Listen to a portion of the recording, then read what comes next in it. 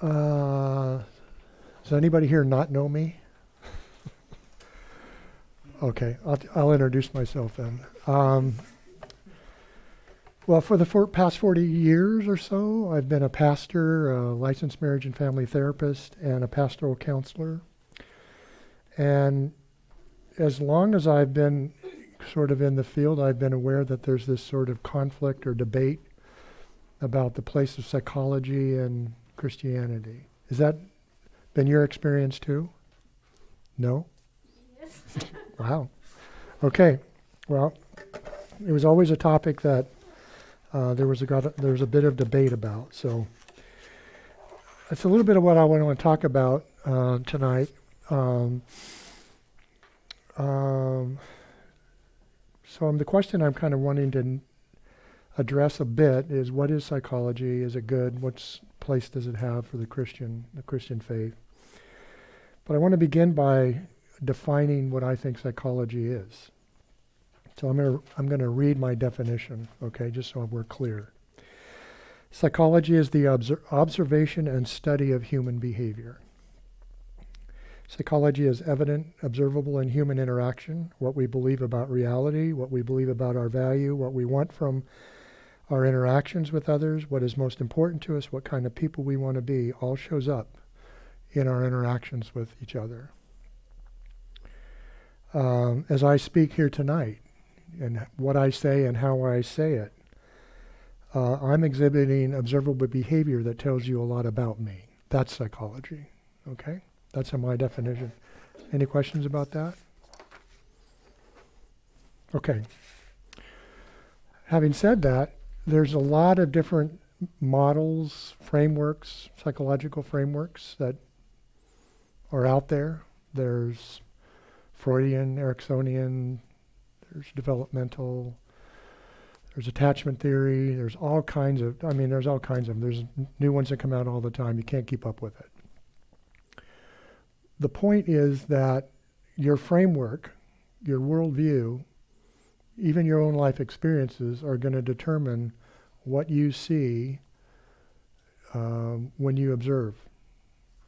So that framework is sort of a lens that you're looking through, and it's going to affect what you see. And so you can have a particular framework again, and it's going to, like if you have a Freudian framework, for example, it's going to affect not just what you observe, but your conclusions about what you observe. And that's true with any particular psychological framework. It's just as true as if you're studying the Bible, and your particular methodology or hermeneutic is going to determine what you see and what the conclusions are that you come to when you study the Bible.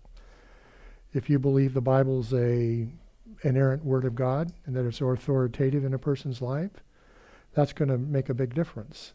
If you see what you think are maybe inconsistencies in the Bible, you're not going to throw the Bible out of hand. You're just going to say, well, there's more work that I need to do. I need to understand this maybe differently. I need to rethink what I'm doing here. That's going to make a big difference in informing how you look at what you look at and the conclusions you come to. If I think the Bible is just a sort of metaphorical analogy or story and Jesus is not who he said he was, then I'm really not going to think the Bible is actually relevant for my life. So again, my worldview, my framework is going to affect not just what I see, but the conclusions that I come to. And that certainly is true in the practice of psychology or mental health or counseling.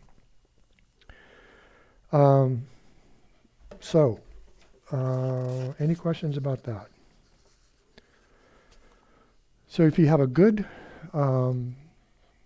framework to understand human behavior, then it's likely that you're going to, and you work with yourself, it's possible that you're actually going to make some accurate conclusions about human behavior. If you don't, you won't. I want to do something different tonight. I don't want to stand up and talk about different psychological theories or frameworks and examine those, because that's not very interesting to me, actually. I'd rather do something that's more fun, and rather do something that's more engaging you. So I actually want to do some psychology with you. And the way that I want to do that is I want to look at some passages in the Bible. I hope people brought their Bible. If you didn't, I have one here. Did anybody bring a Bible? Nobody brought a Bible. I want to look at Matthew 19. I can use your phone if somebody else wants to borrow the Bible. If my daughter can use my phone if somebody... I'm looking at Matthew 19. Okay. 19 what? 1 through 7. And the reason that I don't want to just stand up here and lecture and talk, because that's like, I don't think that would be very interesting. And I don't really think that's the best way people learn. I think people learn by interacting with each other. I want to interact with you as we observe Jesus interacting with some people, and we pay attention to what we see and what we observe in that interaction. And notice, and then talk about it with each other and share that with each other. And I want to look at the way in what Jesus' psychology is in contrast to the psychology of the Pharisees, and see what we can learn and see what we can observe. So let's start. So I'm looking at Matthew 19, verses 1 through 12. And again, I don't know how this is going to work with the mic or whatever that, but so be it. I think this will just be interesting and fun. So I want to have fun, okay? So I'm going to read the first 3 verses, and then we'll talk about it a little bit, give a little bit of background, and then we'll talk about and see what we see, okay? Let me say one other thing in terms of, before I talk about this passage. Ryan and I went on a raft trip 10 years ago, right? Or so or more? 15 years ago. And I've been rafting for a long time, and I raft with these guys who are believers, and I don't know how it actually came to be, but each raft trip I would bring an article, or I would read a passage, and we would talk about it on the last night of the raft trip. We'd have this conversation about either the passage or the article that I would bring for everybody to read. And so on this particular raft trip, and Ryan came, we looked at this passage. And I had 2 questions for the people. What do you think this passage is saying? And how do you think it's actually saying it? Those were the questions. And it was striking to me that they knew what the passage said, but they had no idea how it said what it said, and they were sure it didn't say anything else. So how many know this passage? How many of you know you think you know what this passage is saying? This is a pretty well-known passage. It talks about divorce, or presumably the justification for divorce. Are you going to read it? What's that? Are you going to read it? I'm going to read the passage, yes, I am. I'm only going to read a couple verses at a time. Typically, this passage is to suggest that the only legitimate reason for divorce is adultery.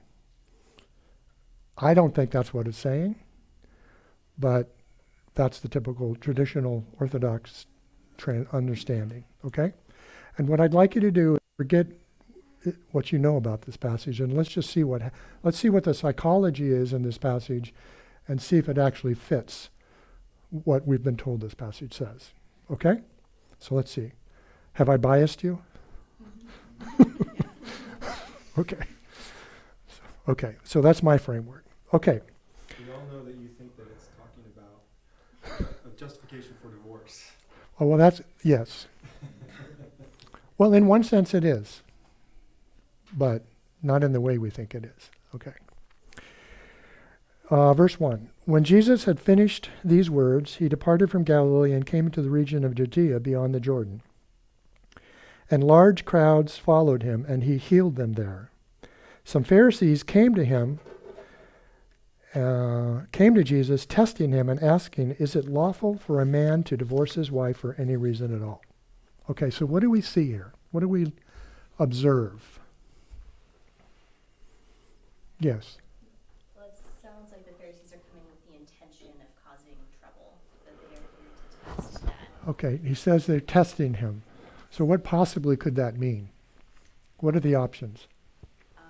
That it could be confrontational, that they're wanting to trip him up. They're wanting to trip him up? Yes. How would they do that?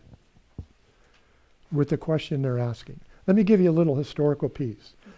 There are two different groups in the first century during this time, of groups of Pharisees. I'm not sure if I remember their names right. Shammai and Hillel. Is that right? I got it right? Whew. Dude, I'm impressed. Anyway, there's a conservative group and a liberal group. The conservative group said the only legitimate reason to divorce a woman is because of adultery.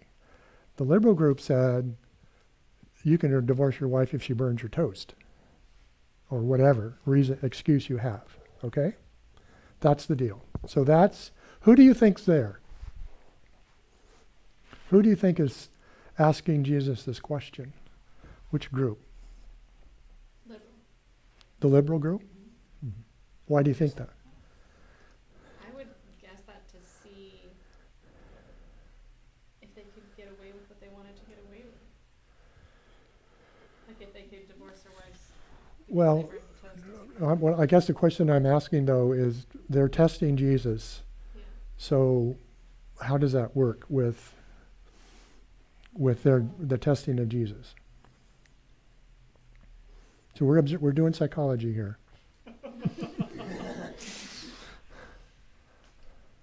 Sure. Well, it says the Pharisees were Yeah. testing him, so I'm assuming, I think that that's the conservative group.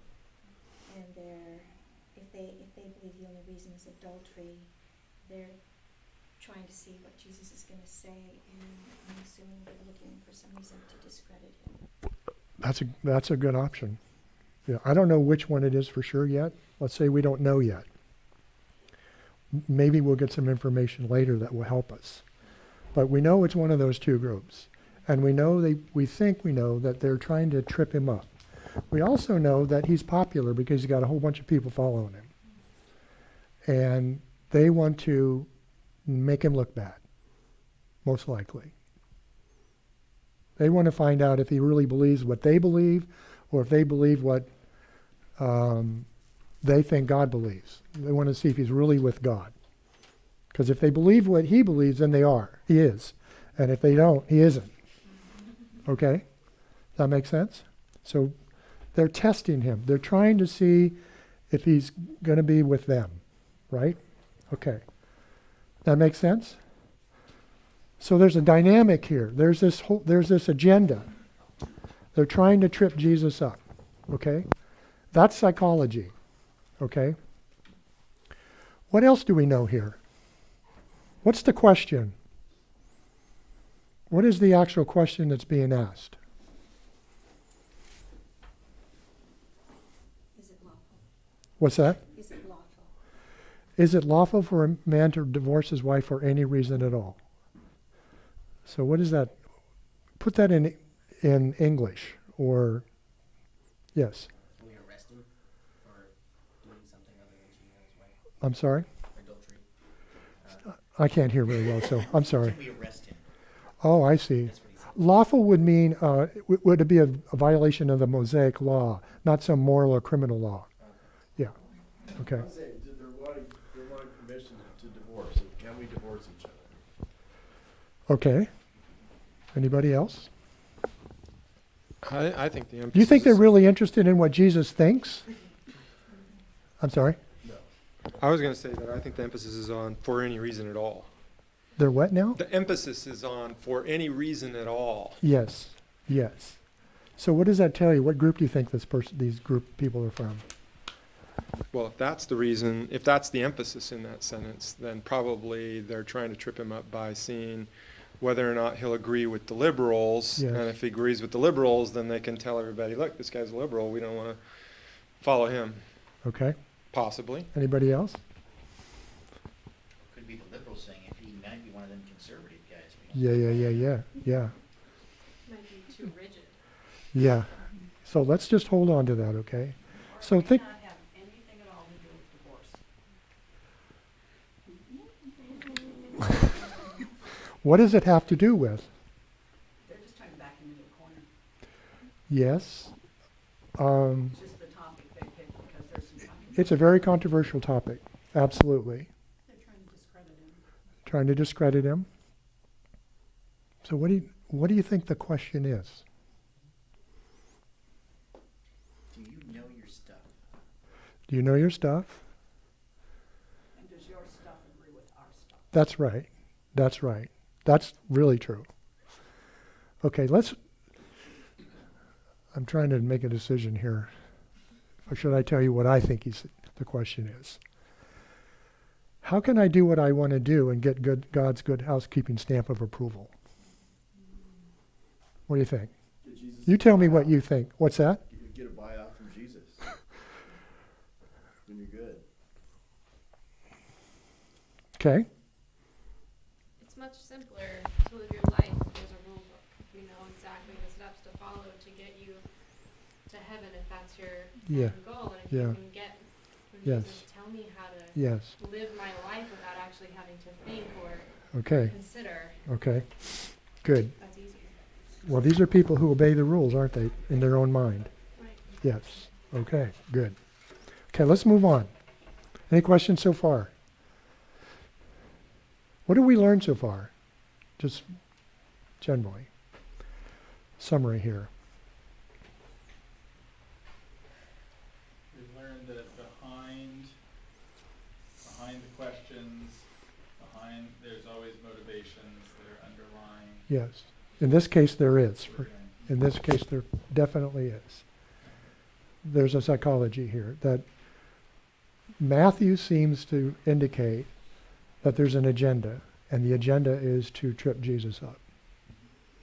And that's the whole deal here. Do you think that there's any, do you think they could have asked him anything? Or do you think that there's something particularly special about marriage and marriage relationships and all of the kind of network of relationships formed around marriage that makes this a particularly I think that's a important question? really good question. I don't know the answer to that question. I know that it was a very controversial issue. But that's a really good question. Paul, No, I can answer it when you're ready. go ahead. Oh, do you have anything to say about that? Oh, okay. Let me think about it. Can I think about it for 1 second here? Can I have a comment, Larry? If you pick an issue that is super controversial and it's very divisive, then if you get him to say the wrong answer, then that's much Yeah. more powerful than if you pick That's right. a non-divisive issue. Yes, It just in general Yes. with groups. I agree. Yes. Yeah. I do think that it's troubling to them that Jesus is popular and that lots of people are following him. Okay. Paul. I mean, it seems, and he healed them there, Yes. and they're worried about, does your stuff agree with my stuff? Yes. To figure out if he's who he says he is. Yeah, what does it He's mean healing people. that he can heal people? Yeah. Yeah. And that's what they're worried about. Yes. Their own cred. Yes. And whether people are going to listen to them. Yeah. So, Isn't he it's kind of threatening the tradition though a lot and changing everything. Saying that Yes, that's yeah. the old law, that's the old law, this is the new law. yeah, well, He's buckle up, because we're he's going really to. shaking things up. Yes, he is. He's going Prior to. to He's going. this. He's going to really shake it up here. Right. Yeah. Hold on. Okay.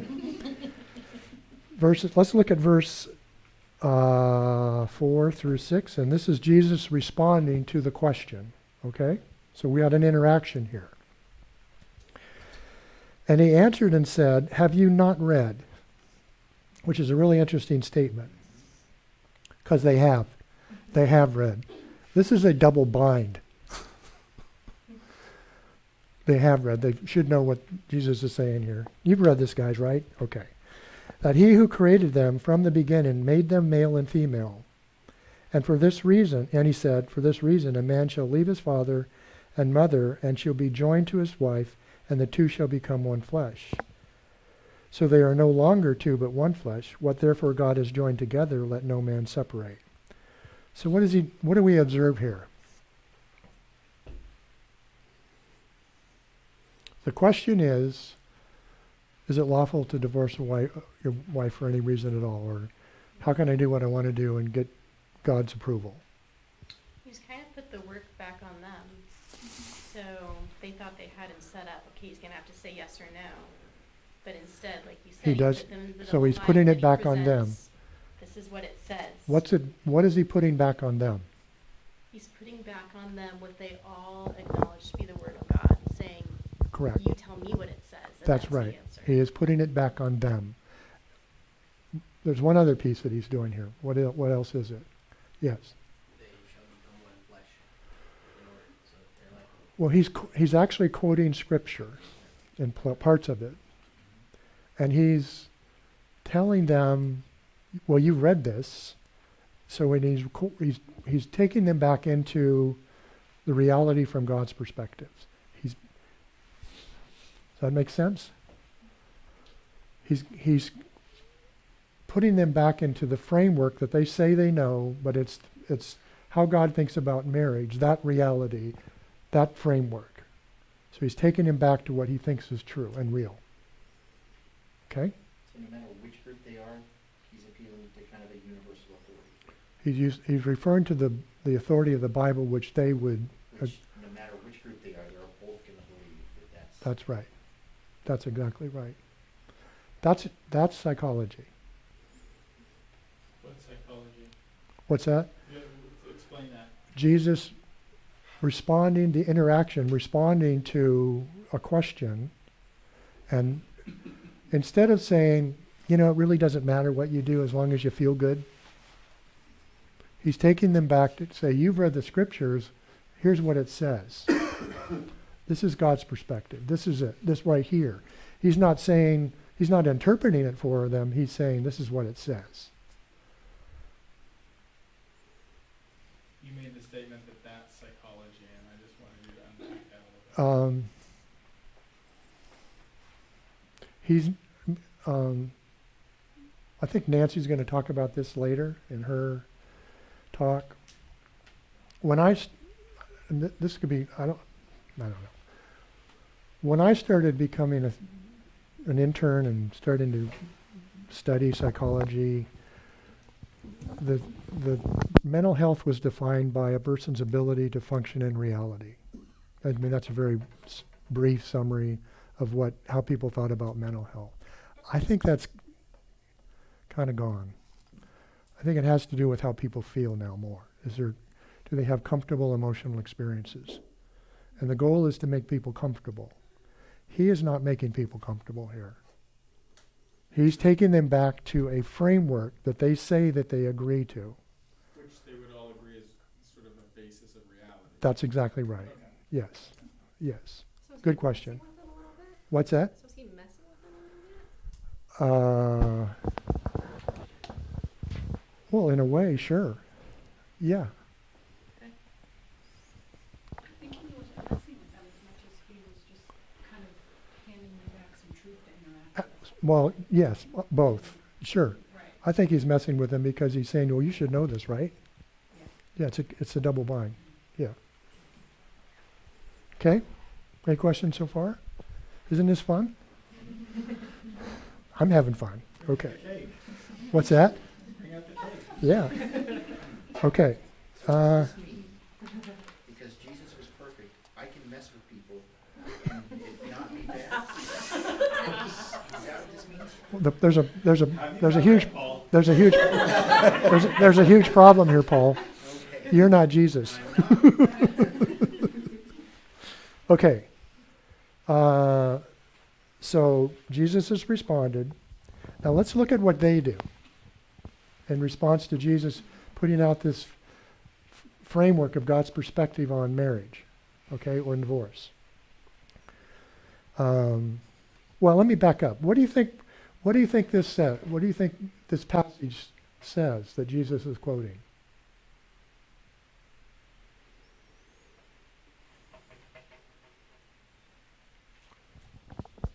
Generally. God was the one that put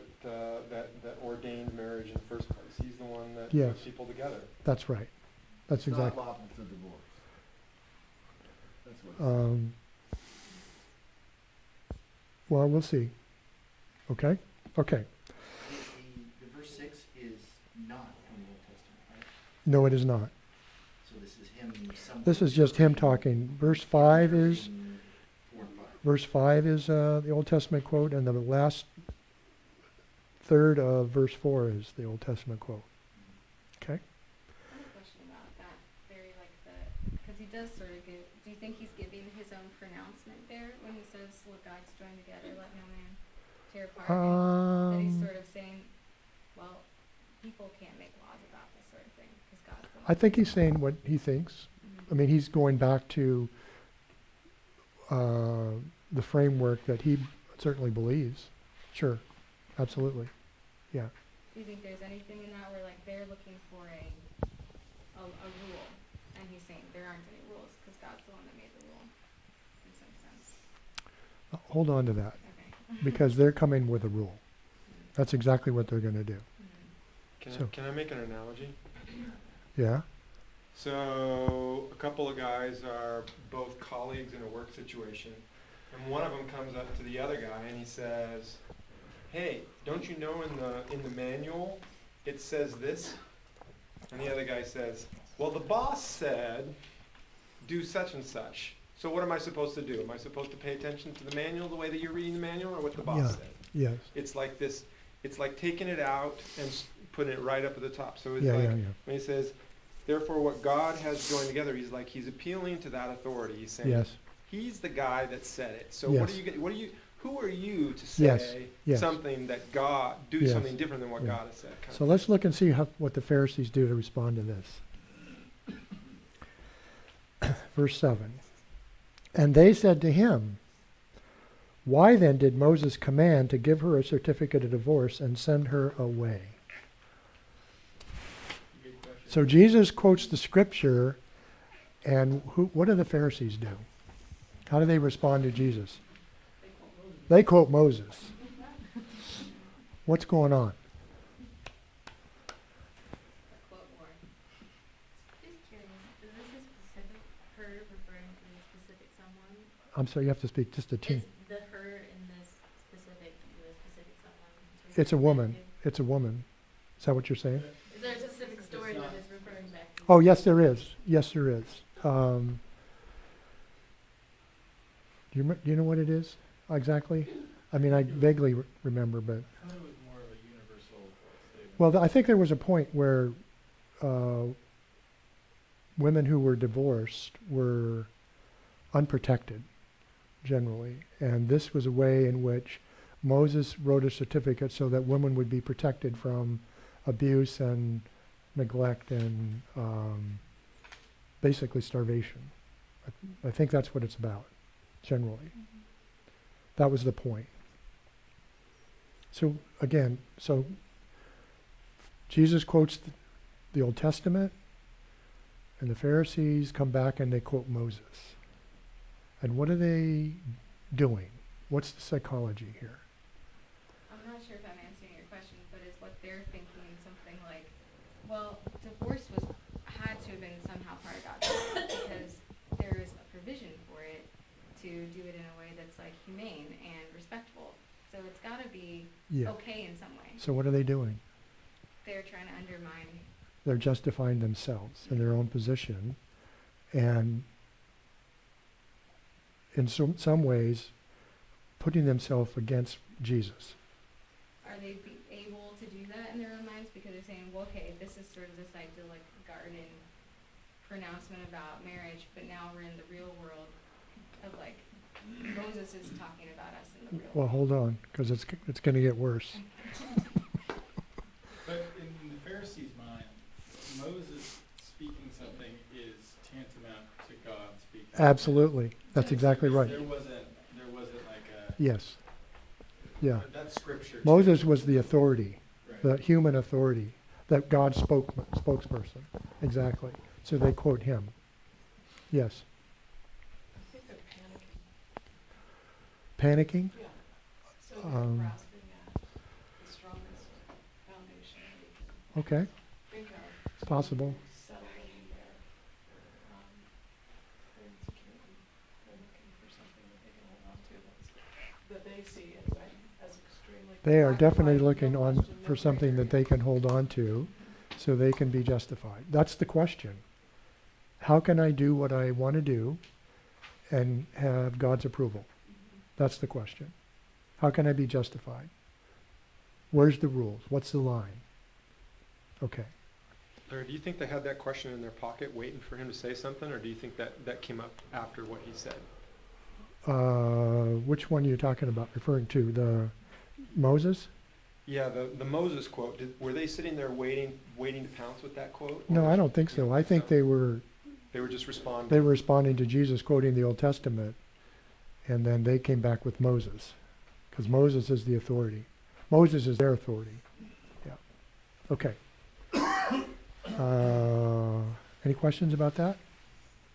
You see what we're doing here? Isn't this fun?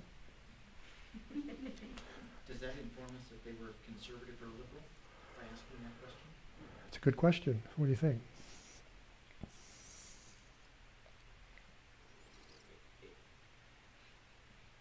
I would think if I were a conservative, I wouldn't want to bring up my opposition's trump card to stump someone. But I'd want to use my own go-to verses. Okay. And not my opposition's. Okay. Use it that way. Okay.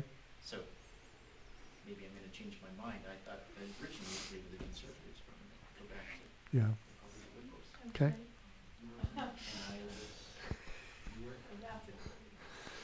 So, and give me a few verses, I may flip-flop again. Kind of like politicians. Yes. Okay. Good question. Hold on to it. So here's the dynamic so far. They come to Jesus. Here's the psychology. Here's the dance between two different worldviews. They come to Jesus. They're trying to trip him up. They're asking him a question. How can I do what I want to do and have God's approval? How can I do what I want to do or think about this thing with divorce at least and God approve of me? I mean, in some ways, I didn't say this earlier, but in some ways it's sort of, there is a ploy here, I think, on their part. Because they've just seen Jesus heal people. And they know that he's doing this. And there's sort of this, it's almost like they're asking a question, you obviously you're from God. What do you think God thinks about this divorce issue? That's implicit in the question. But the real question is, well, there is this implicit idea that we're interested in what God thinks. But the real question is, how can I do what I want to do and be okay with God? Make sense? Okay. So here's the dance. They come to Jesus and ask him and trying to trip him up. Jesus takes him to the scripture and said, well, you guys have read this, and here's what it says. They respond by saying, well, Moses, he gave you the certificate. It must have been okay, right? Again, they're justifying themselves. Now look what Jesus does. This is verse 8. And Jesus said to them, because of your hardness of heart, Moses permitted you to divorce your wives, but from the beginning it has not been this way. Boom! Snap, as my daughter would say. What's he done? They've just said this thing to justify themselves. They quoted Moses, right? Moses gave us a certificate, man. Or gave a woman a certificate. It must have been okay, right, Moses? And what does Jesus do? It was interesting, he said, because of your hardness of heart, not because of back then, Yeah. but your hardness of Yeah. heart, that's why he did it. Yeah. Yes. It wasn't because, back there. It was because of your hardness of heart. Yes. Interesting, he's kind of done some jujitsu on them. They've Say that again. some jujitsu on them. So they presented what they think is their winning statement or their The winning move. right. Yes. And he's taken that and used their strength against them to say, I absolutely agree. I couldn't agree more that Moses said that Yes. because you were such awful people, you needed that. Yes. So what's he doing here? Yes. He's putting the responsibility on them instead of them going, well, does God Yes. say, yes, we can do this, or no, we can't do this? Jesus is saying, responsibility is on you and your actions and your behavior. Right. Correct. Yeah, you're that's right. And you're real close. Okay. One other thing's here. What's he doing? He did it before, but what's he doing? Is he asking them to look inward at themselves to He- answer Yes. if it's right or wrong? Yes, he is. He's pointing the finger at them, At their own behaviors. Within their own hearts. Okay. Yes. It seems like maybe he's trying to show them that they don't actually care about what God thinks. Yes. They just want, It's going to get worse. yeah. He's also taking them, he's providing a framework that takes them back to reality. He's not saying, yeah, you're right. Moses was right. Yeah. He's saying it was because of the hardness of your heart that God said it was okay to give a certificate of divorce to women to protect women. Because you guys were not okay. And it seems like in doing that, he's showing that he's the one who actually understands reality the best, as opposed to them. Yes. So what we're seeing here is there's a framework that Jesus is coming from that has to do with reality from God's perspective. And that's what's driving his way of interacting with people. There's a psychology that's in play with the Pharisees that's all about self-justification, and that shows up in the interaction. And that's their psychology. Isn't this fun? It's like, this is amazing. Is Jesus saying that because Moses permitted you, then indeed God has permitted you? No, he's not. He's not saying that. No, he's not. The focus is on, the reason Moses did that was because of your heart. But does that mean that God would condone it because Moses permitted it? I don't think that's the statement that's being made. But I- I wonder, legally Yeah. or I- morally, Yes. if God would then say, okay, well, I told Moses to permit it, so. Okay. I'm gonna- Well, we'll get there. We'll take that. I'll answer that question in a second. So, here we go. Jesus continues. It's going to really get ugly now. So he says, because of your hardness of your heart, Moses permitted you to divorce your wives, but from the beginning it has not been this way. And I say to you, pointing the finger at them directly, whoever divorces his wife except for immorality and marries another woman commits adultery. Now, I think this is a really, really difficult passage in the Greek. It's really difficult to understand how he's saying what he's saying, and I don't claim to know it exactly. I've had conversations with people who do know Greek better than I do, but I don't think it's what we normally think this is saying. And the reason that I don't think it's what we normally think it's saying is because of this dynamic that we've just seen. Jesus is not saying, well, one group is right and one group is wrong now, because that's not what's going on. That's not the dance that's happening here. Number one. And number two, look at how the disciples respond now. The disciples said to him, so we'll come back to this to verse 9. If the relationship of a man and his wife is like this, it's better not to marry. Why do they say that? Maybe Jesus is saying something that is a little bit different than what we maybe think he is. What could it be? What do you think?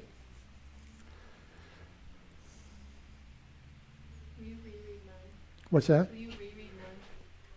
You want me to read it again?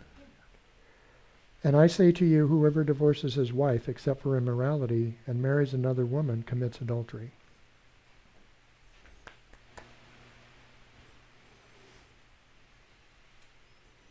Think about, again, read that, but listen to that, but think about what's been going on. Do you really think Jesus is, this is not how Jesus rolls. It's not how he's been rolling in this conversation. Does he really going to tell these group of people, well, you're right and you're wrong? Is that how he rolls? I don't think so. You conservatives are right and you liberals are wrong. I don't think that's what he's doing. What do you think he's doing? He's pointing the finger at them, and it's in the middle of this interaction. And I say to you. So let me tell you what I think, and let you think about it for a second. What if he's saying, the way you think about this marriage thing essentially adulterizes women?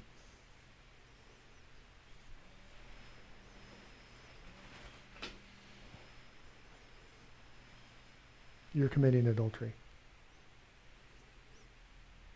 Is adulterizing. What if that's what he's saying? I'm not understanding. He's basically saying you're approaching marriage in a wrong way. In a backwards, if you will. And the way you think about it, you're thinking about, how do I get out? And be justified. The truth is, no one can walk away from a marriage and be justified. Period. Because we're all broken. Period. And they want to be justified. And I think Jesus is saying, your attitude, your wanting to be so justified and find a rule to make yourself okay is essentially adulterizing women.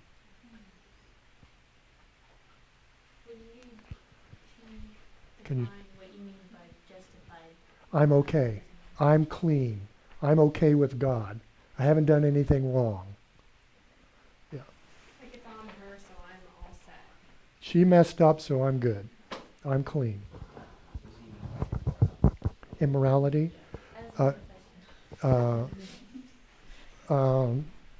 Well, that you're. I think he's saying, he uses immorality synonymously with has committed adultery. So can I just summarize to make sure I'm understanding? Yes. You're saying that even them just trying to figure out a way to be clean Yes. is in and of itself the immorality of adultery. It could be seen that way, of just even a husband trying to get out and not really being present in the marriage. Could be reason enough? Maybe I misunderstood. Let me think about what you're saying. Do you want me to give an example? Like if you were trying to, this is not true, everybody. If you were in your mind trying to just figure out a way out to get out of your marriage, weren't present, just kind of a general ass.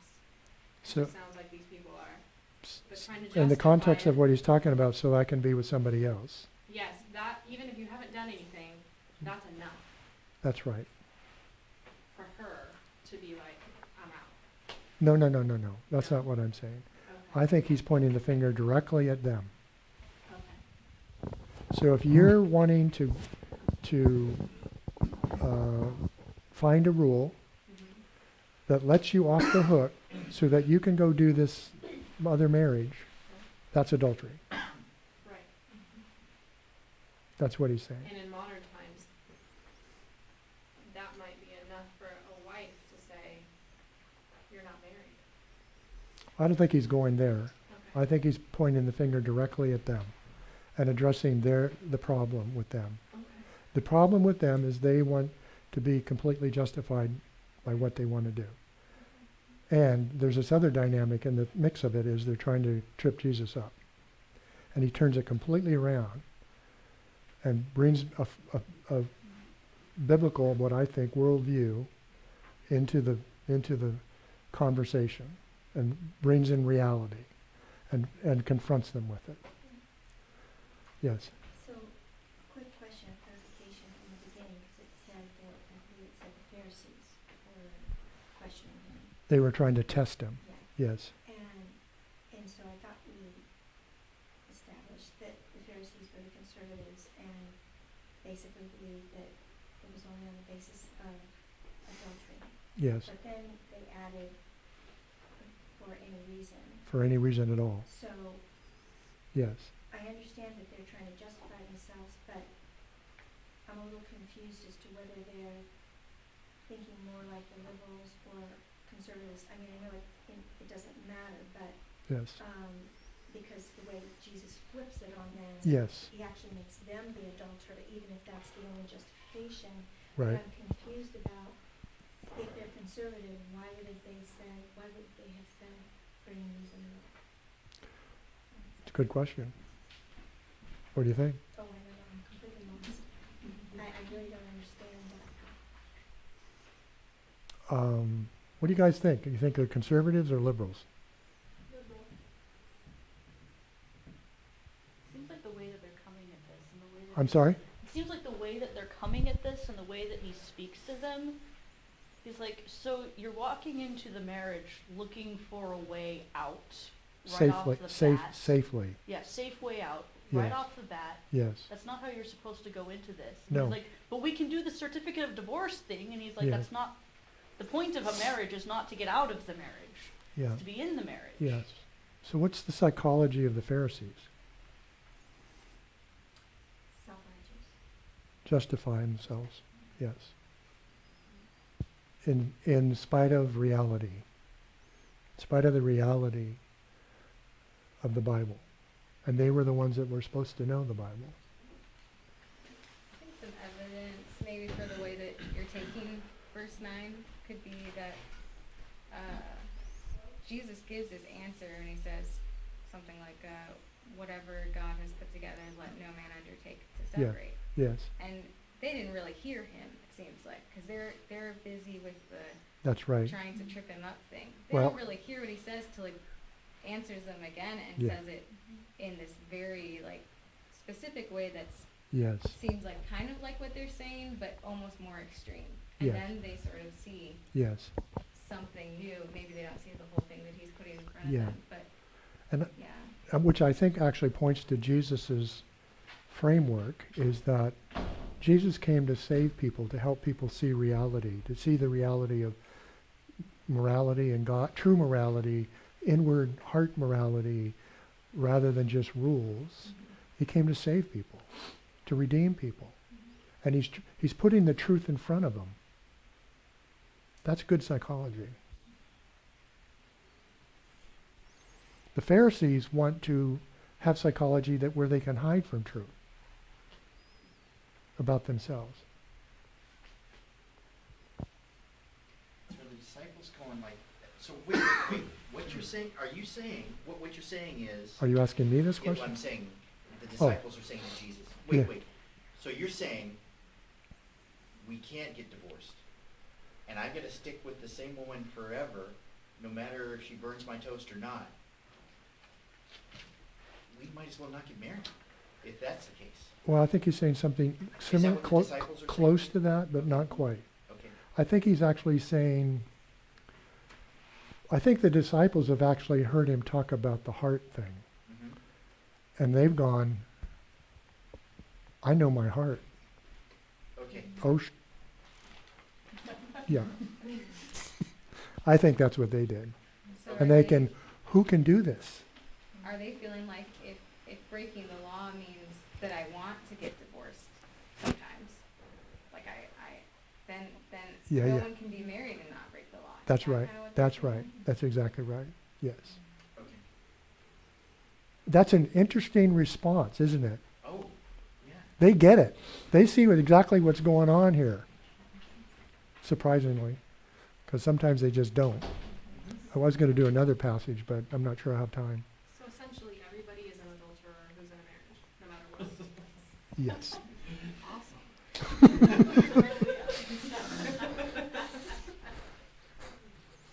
Everybody's a sinner, broken. Yes. Well, Larry, Yes.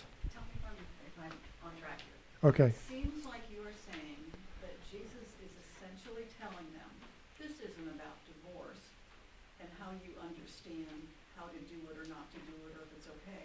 This is about, you don't get marriage. You don't understand what marriage means and what commitment means. Yes. You're too busy trying to get out of something you've lost the big picture.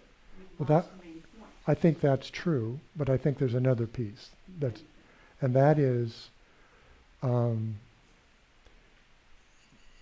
your goal is to be justified by obeying some rule. You want to know what the rule is. The problem is your heart and how you think about marriage. So it overlaps and goes together. Does that make sense? Okay. So we've got 35 minutes. And there's another passage that is my actually all-time favorite passage in the Bible. And I can talk about it for about 15 minutes and we can open it up for questions. Is that okay? Yeah? Or we can open it up for questions. What do you think, Chris?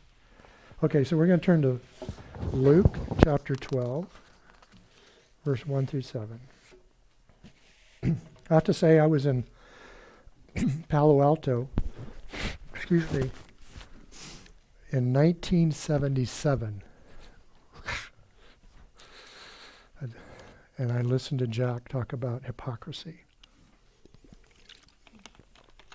And it blew my mind. So, made me want to study this passage, so I did. So, I'm going to read verses 1 through 3. Well, I'll just start with verse 1. So I'm going to read this, so let's think about what we see, what we observe. Let's see what Jesus observes, okay? Under these circumstances, after so many thousands of the multitudes had gathered together that they were stepping on one another, he began saying to his disciples, first of all, like this is really important, beware the leaven of the Pharisees, which is hypocrisy. What does Jesus see? What's he observing? What psychology is he observing?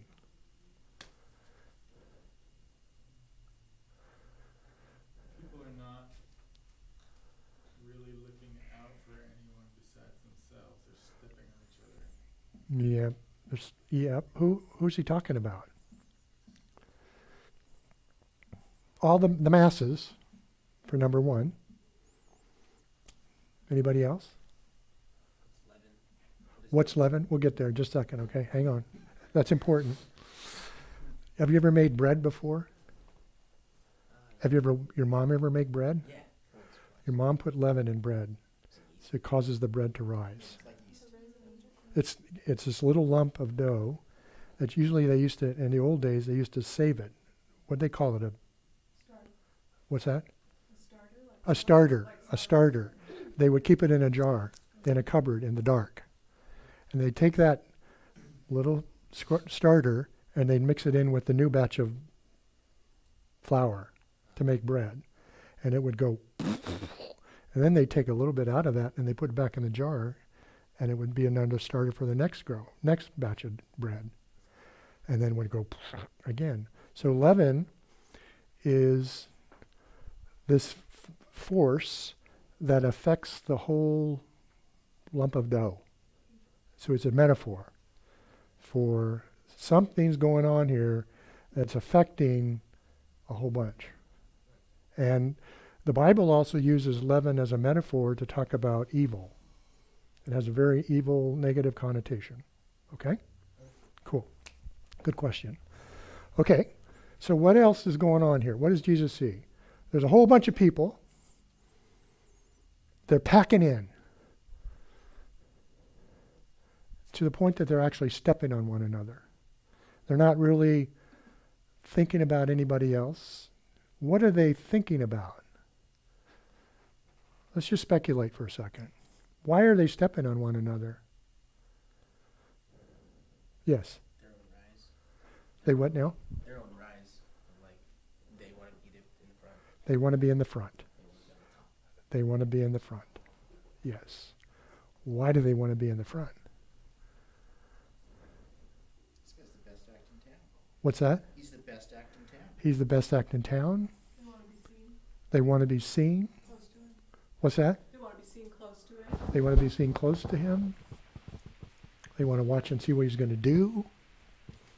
There's all kinds of reasons they would do that. Is he looking for wholeness? Are I'm they sorry? trying to get something from him, like healing or something? Possible. Possible. This is the verses just before this, the Pharisees are questioning him and badgering him again. Yes. Is that just before this happens? It's hard to know the chronology there, if there's a breaker there or not. Right there. Luke doesn't always go chronological. Yeah. So it's hard to know. Yes. He's talking about right now. Yeah. So where do you think the Pharisees are? Right They're up front. plotting against him to catch him. Yes. You want to read that verse? This is the verse right before Yes. the end of 11. Yes. And when he left there, the scribes and the Pharisees began to be very hostile. They questioned him closely on many subjects, plotting against him to catch him. Okay. Something like that. So here we go again. Plotting against him. Hostile. And yet, there's this thing that's going on. It's like Jesus is taking a snapshot with Polaroid camera. And he pulls it out. And he holds it in front of the disciples. And he goes, see? Here it is. See? Beware of the leaven of the Pharisees, which is hypocrisy. What is he saying? So I have a different understanding to make sure I'm Sure. tracking. Okay, so the Pharisees are questioning, trying to catch him with something. Yeah, that's their motive. Kind of They're control. yes. But then it says, under these circumstances, many thousands of people had gathered, so many that they were stepping all over each other. Yes. So I'm thinking that the crowd is hungry for what Jesus is saying. They Yes. want to hear what Jesus is saying. Yes. And then Jesus is saying to his disciples, first of all, but he's saying, like, in the presence of the people who are challenging him, but also this huge crowd, Yes. beware. Well, he's saying, beware of the leaven of the Pharisees, which is hypocrisy. So I think there were Pharisees there, more than likely. Yes, but he's Yeah. saying it to the whole crowd. No, he's saying it to the disciples about the dynamic that's in the crowd, which the Pharisees are a part of. Okay, that's what I'm not following. Is Okay. that- I mean, I'm sure the Pharisees were there, but it sounds like many thousands of people were. Yeah, they were there. There was yes, It was a big crowd, it was a big crowd. yeah, Yes, okay. huge. But he's taking that picture and he's making this comment about beware of the leaven of the Pharisees. There's something about the dynamic of the crowd or the Pharisees Or being. might it just come before? Yes, well, either that, because we don't know the chronology exactly, but, or what the Pharisees, how they were, where they were in the crowd. We don't know that exactly. So are you suggesting the Pharisees have pushed their way to the front? I think that's an option. I don't know for So, sure. Well, if so, he may be saying, look at these guys, right up front, looking like they're really interested in what's going on. Yes. They're not here. So let's define, good point. Let's define hypocrisy. In our culture, we define hypocrisy as pretense, as not practicing what you preach, right? That's not how the New Testament defines hypocrisy. Hypocrisy was hypocrisis, and it's a word that was used to describe an actor acting out a script in a play. He figured out what a script is, and he played the part. And that's really the criticism of Jesus to the Pharisees throughout the New Testament. It's not that they were pretentious people. It's not that they didn't practice what they preached, for the most part. It's that they approached their faith with God, their relationship with God, like an actor would approach a script in a play. That's the problem. they would figure out what the script should be, and they would act it out. So it did away with faith. You figured out what the right script was. I mean, in other places in the Bible, there's a passage in Luke 18 where there's a, can I borrow my Bible real quick?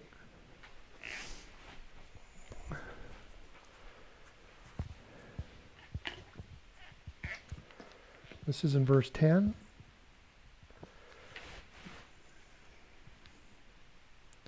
Two men went up to the temple to pray, one a Pharisee and the other a tax gatherer. The Pharisee was standing and was praying thus to himself, God, I thank thee that I am not like other people, swindlers and unjust adulterers, or even like this tax gatherer.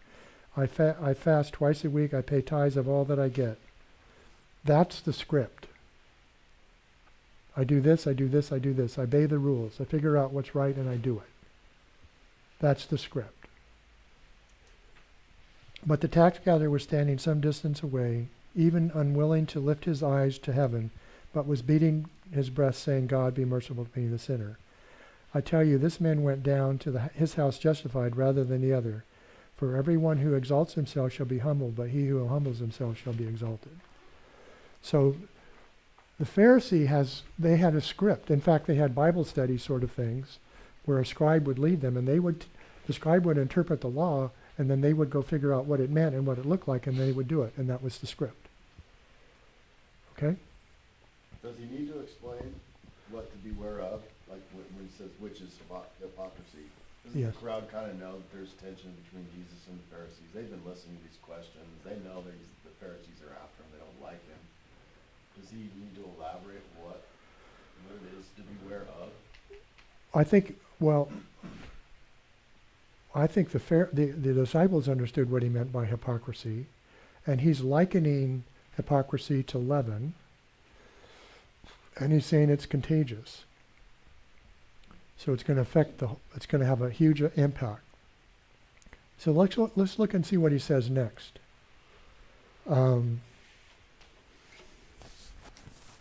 Any questions about hypocrisy and leaven?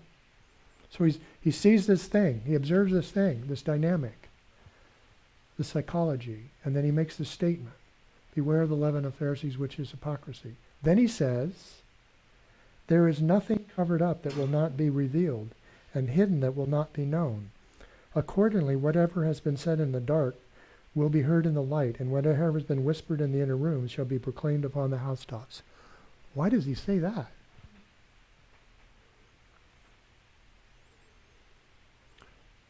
The Pharisees are always saying stuff under their breath. No. Sorry. No? No. Is he gonna call him out? He's gonna bring everything in? He's explaining something to the disciples about hypocrisy. What's he saying? It's like you're wearing a mask. That's right. Remember in acting the mask? Yeah, that's the hypocrite. Yes, This idea of who they are, but in their hearts, they're different. that's And correct. that will become known somewhere down the road. Hypocrisy is a way of hiding from myself Yeah. and everybody else. And it's going to come out. What's interesting about this passage is that Jesus is watching, observing, hiding. And he says, beware. It's right there in front of you.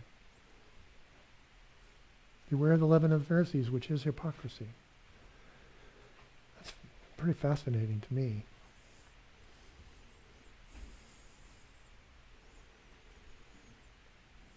The way we hide speaks.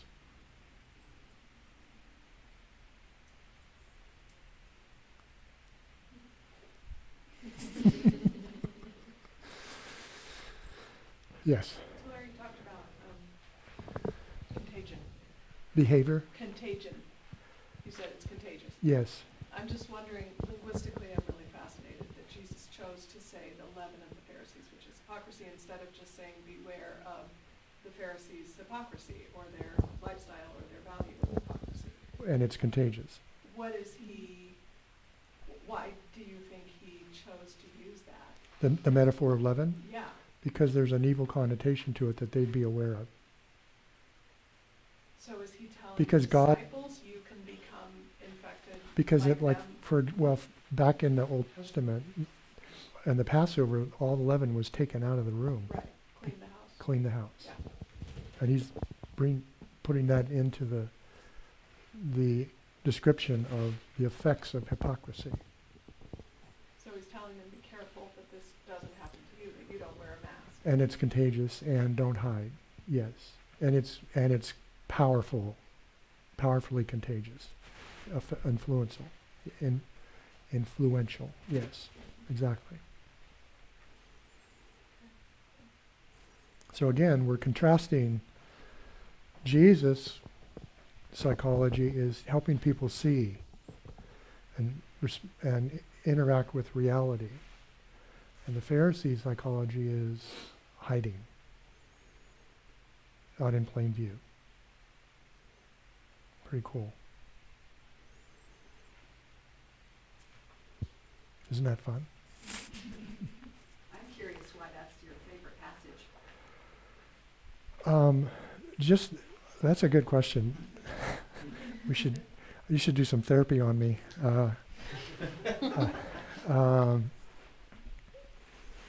I just think it's a fascinating idea that the way people hide speaks. I just think that's a fascinating, I see it to be true in my life. I see it true in people that I work with. I see it true in our culture and the way people interact with each other all the time. I just think it's like, wow. I mean, the first time I saw that, I was like, this was just interesting. Does that make sense? Yes. Yes. I guess this is a comment. I think it's interesting that, Jesus has spent a lot of time discussing scripture with the Pharisees and his disciples and talking about it, but it seems like this is a time where he is pointing out, I guess, not like a personality flaw, but he is pointing to something and saying, look at what they are doing. Yes. And yes. And kind of moving away from just scripture and That's what right. it means. But Not just what you're doing, but look at your heart. Right. And how that, how that gets expressed. Right. Yes, exactly. Because I feel like sometimes people don't realize, until someone points it out to you, like, look at that person hiding behind that mask. You don't see it. Right. And so it's a way for him to open up his disciples' eyes. Yes. To yes. Exactly. What's going exactly. on. It's interesting. Jesus' psychology is to bring it out in the open and help people see so they can deal with reality. And I think if we deal with reality, we see our need for mercy. If we hide, then we don't. And it's amazing to me how often the psychology of the Pharisees is to self-justify. That's the psychology. That's the whole deal. Well, Yeah. isn't that so prevalent today? Going back to what you said in the beginning, that former theory, psych theory, was to be mentally healthy is to live in reality, Yes. to be aware of reality. Yes. And we've come to don't worry about anything other than how you feel. Yes. And as Yes. a mental health provider, let me help shape, or Yeah. turn you around Yeah. so that you can justify yourself Yes. and Yes. be free to feel the way you feel. And if I make you feel good, guess how good I feel? Yeah. And how much money I'll make, frankly. Yeah, exactly. Because if my business is to make people feel good Yeah. instead of helping them see what's true, Even though they're making really bad decisions that are destroying their lives. I'm going to be a very popular person. Yes. To piggyback on what you're saying, it's almost like God knew social media was going to happen. It seems it's like it almost is directly speaking to it. People put on this Expand. mask of Oh, sure. this act of I have this perfect life, this perfect partner, this perfect pet, my perfect parent, of course. Yes. But Yeah. Yes. I mean, it's interesting. I think. and it is contagious because look, I mean it's There is this temptation to look really good yeah. because you don't want to be rejected. Jesus goes on in the Luke 12 passage and talks about the motivation of hypocrisy is fear. And he says, if you're going to live your life based on fear, fear the guy that can hurt you the most. Fear God. I mean, if that's what you're going to do, then go for it. But these guys all they can do is they can kill you. God can send you to hell. You know, fear the guy that can hurt you the most. Interesting. Larry, just like push back just a little bit here. The Pharisees, right? Yes. They,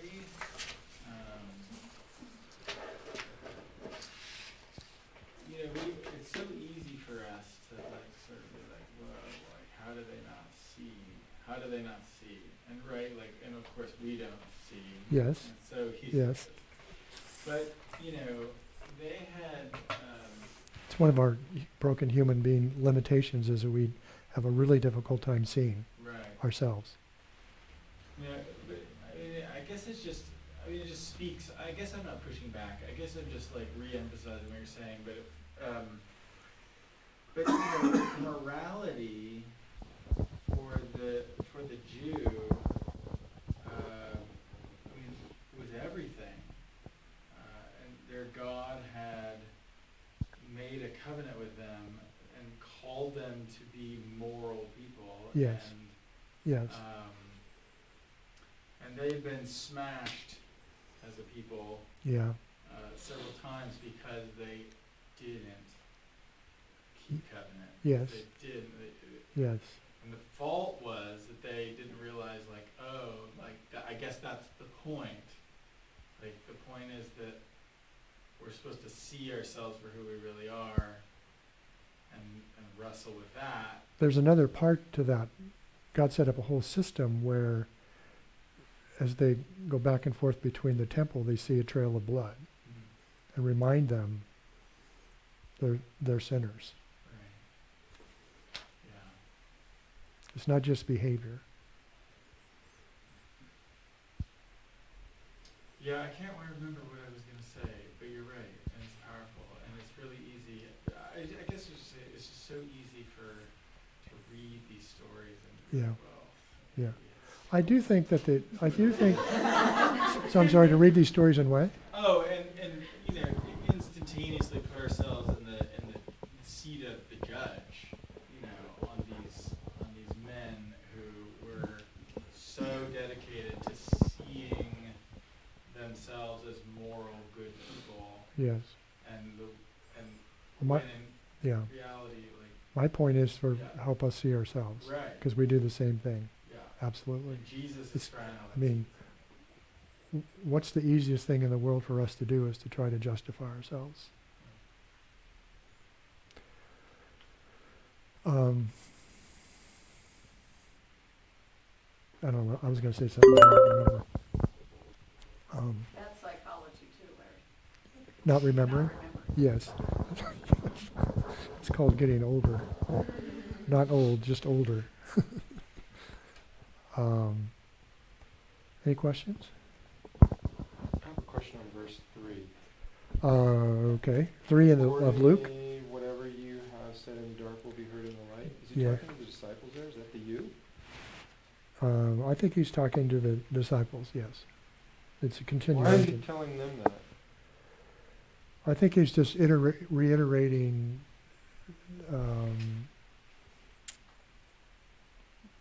part of the dynamic of hypocrisy and the influence of hypocrisy, the power of it, and yet the consequences of it.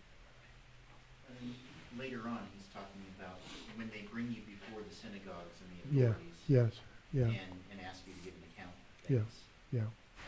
Don't fear them, fear God. Right. Is that, Yes. Yeah. we didn't read it, but Yes. it's like, I didn't have time to go farther. Any other questions? Observations?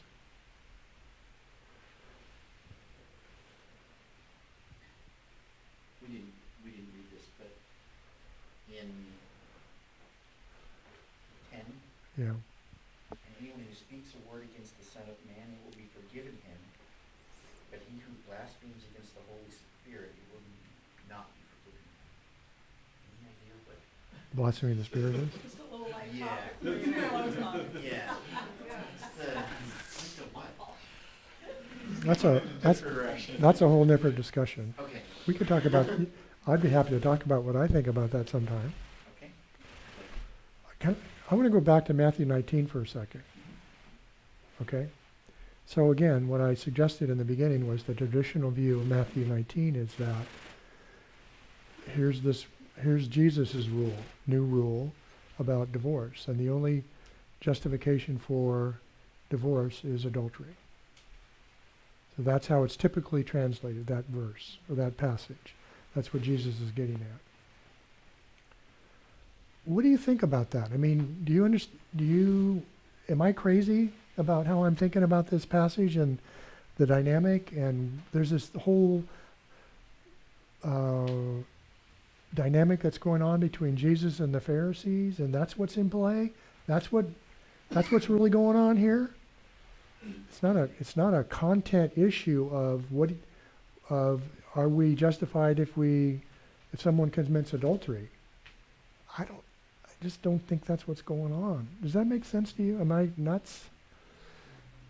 Not for that reason. What's that?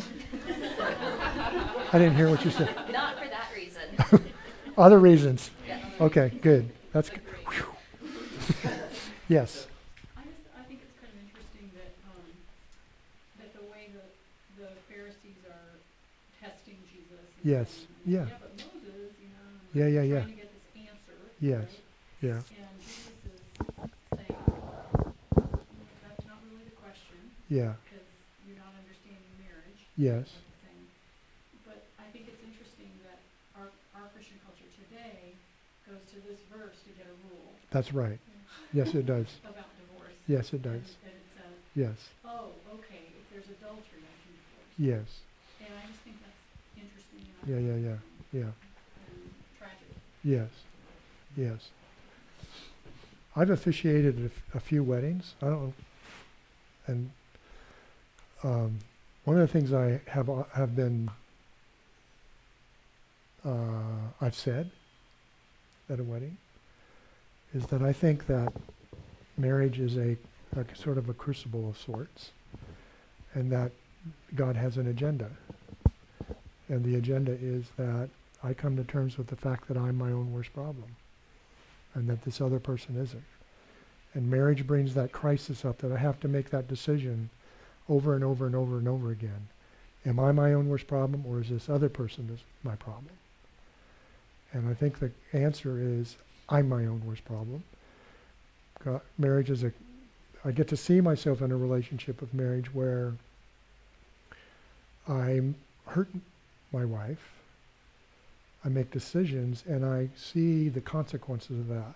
And I see my need for mercy, and I want goodness. That's the point, I think.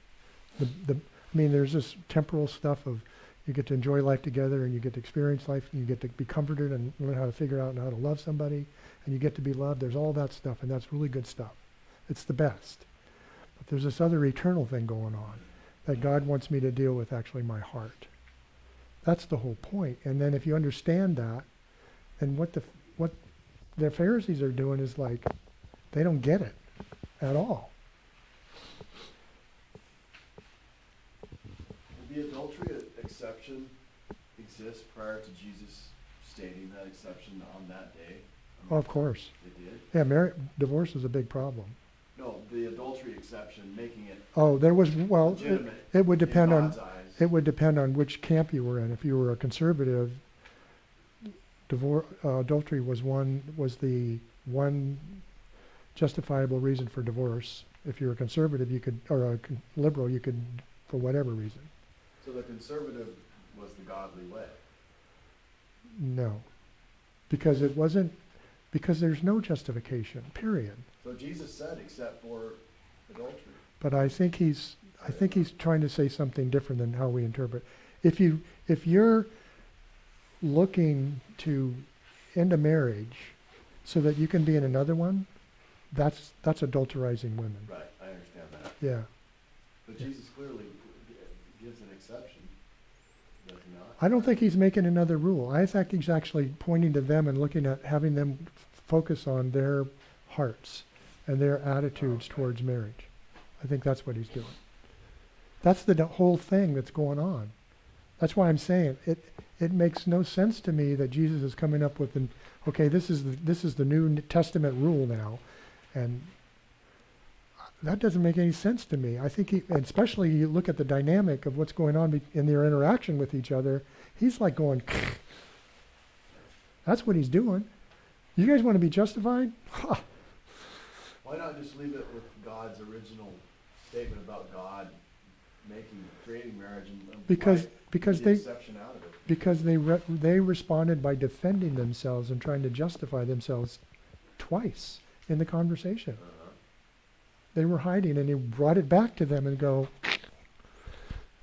it was the hardness of your heart. It's like if you have this attitude, that's like adultery. I understand, but he can go back to the original God. I don't know if he is or not. That's my question. I don't think he is. Well, I know clearly it says I know it acceptable. reads like that, or that's how it's been translated, but I don't think that's the point. And that's why I'm asking you guys what you think, because I'm interested. I don't know what people read. In the case of immorality or adultery, I think he says forgive. Forgive others as Christ, as God has Sure, forgiven you. absolutely, So sure, when that comes along in your marriage, you pray it doesn't. If it does, sure. you think, oh, I got an out now, godly out, or do I have to forgive and move on? See, but even if someone commits adultery, I don't think it's necessarily that has to be divorce, or divorce Right. is even justified. Yeah. One of the problems with human beings is, let's say this rule is true, and this happens all the time. Let's say somebody commits adultery, and you turn around and you walk away and you go, I'm good. She screwed up.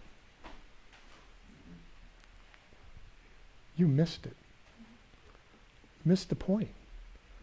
That's what happens in our culture, is people walk away from marriages and they point the finger back at the other person and they think they didn't do anything wrong, and they go back and they do the same thing in the next relationship. I mean, the divorce rate in this country is like nuts. And the second one is worse, and the third one's worse. Because they didn't learn a damn thing about themselves. There's no justification for...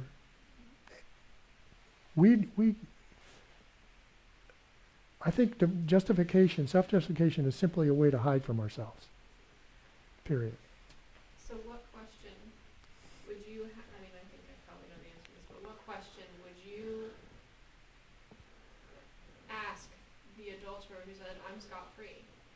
What would you say, well, what did you do? What can you learn about yourself so that you don't repeat what happened? Why did this person feel like they needed to be in another relationship? What happened? I'm not saying you're responsible for what they did, but there's a dynamic here that made this even an option in their head. What can you learn about yourself here and what part you play?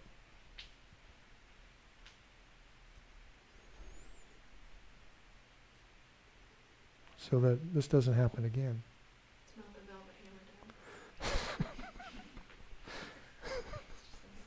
Down. Okay. So Larry, Yes. just to sort of Yeah. wrap Yes. this up, and as you hand the torch on. Yes. So Christianity and psychology, They're not incompatible. and in fact, maybe, are you kind of saying psychology defined as working to understand yourself in light of reality is actually Good the psychology. basis of what Christianity is offering people? Absolutely. Absolutely. Well said. Yes. And it's everywhere in the New Testament, and everywhere in the Bible. Yes. Thank you all. Thank you. It was fun, and you guys were great.